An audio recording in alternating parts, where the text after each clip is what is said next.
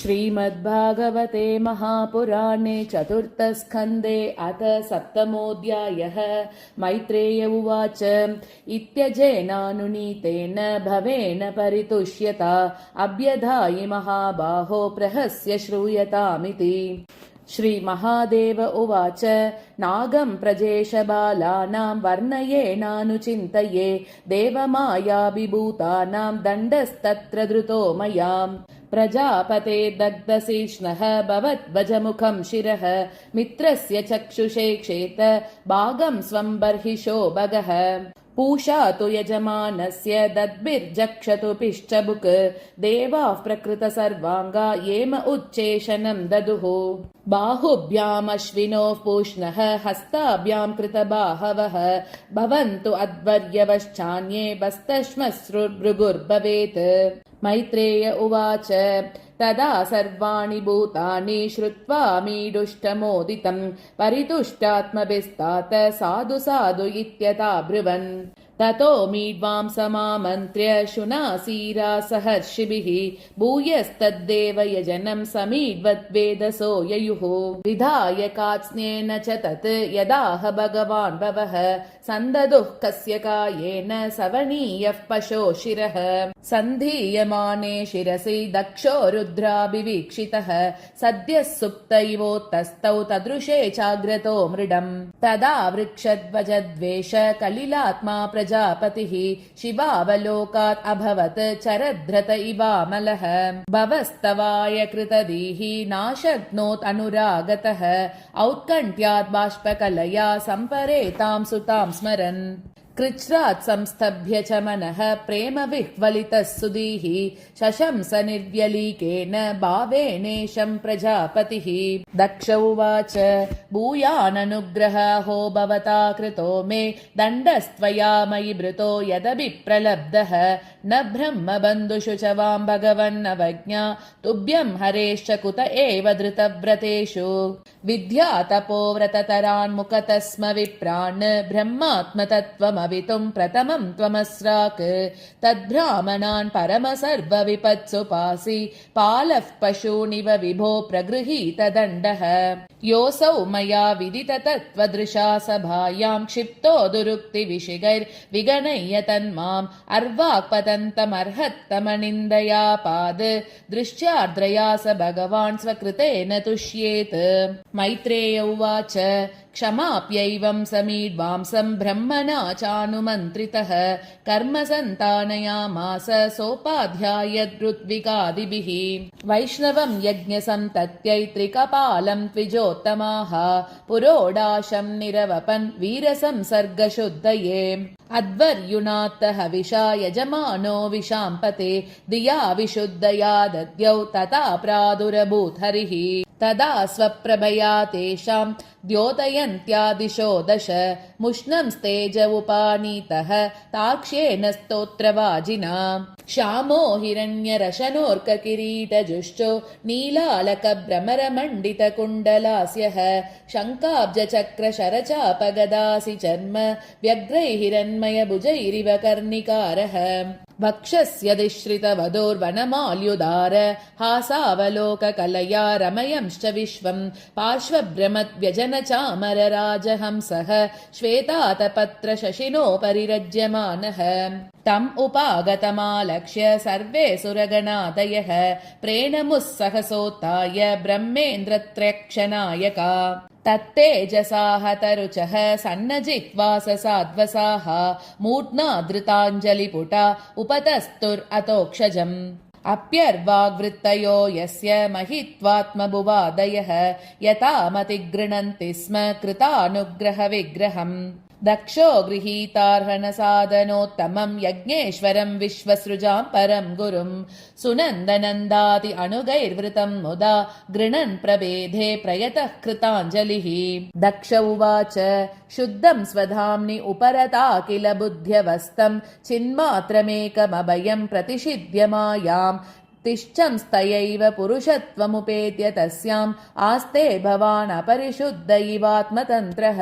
ऋत्विज ऊचुः तत्त्वं न ते वयम् अनञ्जन रुद्रशापात् कर्मणि अवग्रहधियो भगवन् विदामः धर्मोपलक्षणमिदं त्रिवृद् अध्वराख्यं ज्ञातं यदर्थम् अधिदैवम् अधो व्यवस्थाः तदस्यावूचुः उत्पद्यद्वन्यशरण उरुक्लेश दुर्गेन्दकोग्र व्यालान्विश्चे विषय मृगदृश्यात्मगेहोरुभारः द्वन्द्वस्वभ्रे कलमृगभये शोगदावेज्ञसार्धः पादौ कस्ते शरणद कदा याति कामोपसृष्टः रुद्र उवाच तव वरदवराङ्ग्रौ आशिषेहा किलार्ते ह्यपि मुनिभिरसक्तैरादरेणार्हणीये यदि रचितदियं मा विद्यलोकोपविद्धं जपति न गणये तत्त्वत्परानुग्रहेण भृगुरुवाच यन्मायया गहनयापहृतात्मबोधा ब्रह्मादयस्तनुभृतस्तमसि स्वपन्तः नात्मन् श्रितं तव विदन्ति अधुनापि तत्त्वं सोऽयं प्रसीदतु भवान् प्रणतात्मबन्धुः ब्रह्मोवाच नैकत्स्वरूपं भवतोऽसौ पदार्थ भेदग्रहैर्पुरुषो यावदीक्षेत् ज्ञानस्य चार्थस्य गुणस्य चाश्रयो मायामयाद्व्यतिरिक्तो यतस्त्वम् इन्द्र उवाच इदम् अप्यच्युत विश्वभावनं वपुरानन्दकरं मनोदृशां सुरविद्विक्षपणैरुधायुधैः भुजदण्डैरुपपन्नमश्चभिः पत्न्यवूचुः यज्ञोऽयं तव यजनायकेन सृष्टो विध्वस्तः पशुपतिनाद्य दक्षकोपात् तं नस्त्वं शवशयनाभशान्तमेदं यज्ञात्मन्नलिनरुचादृशा पुनीः ऋषयवूचुः अनन्वितं ते भगवन् विचेष्टितं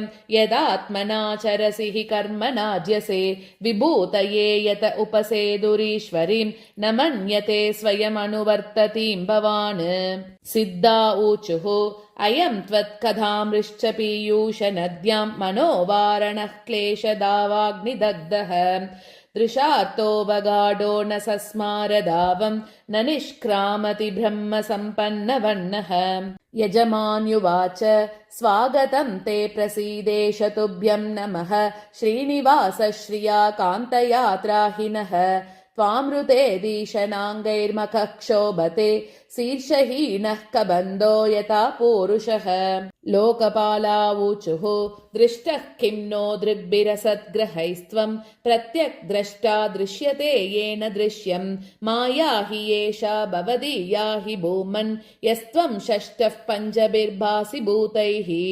योगेश्वरावूचुः प्रेयान्न तेऽन्योऽस्ति अमुदस्त्वयि प्रभो विश्वात्मनीक्षेन्न पृथग्ह्य आत्मनः अतापि भक्त्येष तयोपधावताम् अनन्यवृत्त्यानुगृहाण वत्सल जगत् उद्भवस्थितिलयेषु दैवतो बहुभिद्यमान गुणयात्ममायया रचितात्मभेदमतये स्वसंस्थया विनिवर्तित ब्रह्मगुणात्मने नमः ब्रह्मोवाच नमस्ते श्रितसत्त्वाय धर्मादीनां च सूतये निर्गुणाय च यत्काष्ठां नाहं वेदापरेऽपि च अग्निरुवाच यत्तेजसाहं सुस्वमित्ततेजा हव्यं वहे स्वद्वर आज्यसिक्तं तं यज्ञियं पञ्चविधं च पञ्चभिः स्विष्टं यजुर्भिः प्रणतोऽस्मि यज्ञम् देवा ऊचुः पुरा कल्पापाये स्वकृतम् उदरीकृत्य विकृतं त्वम्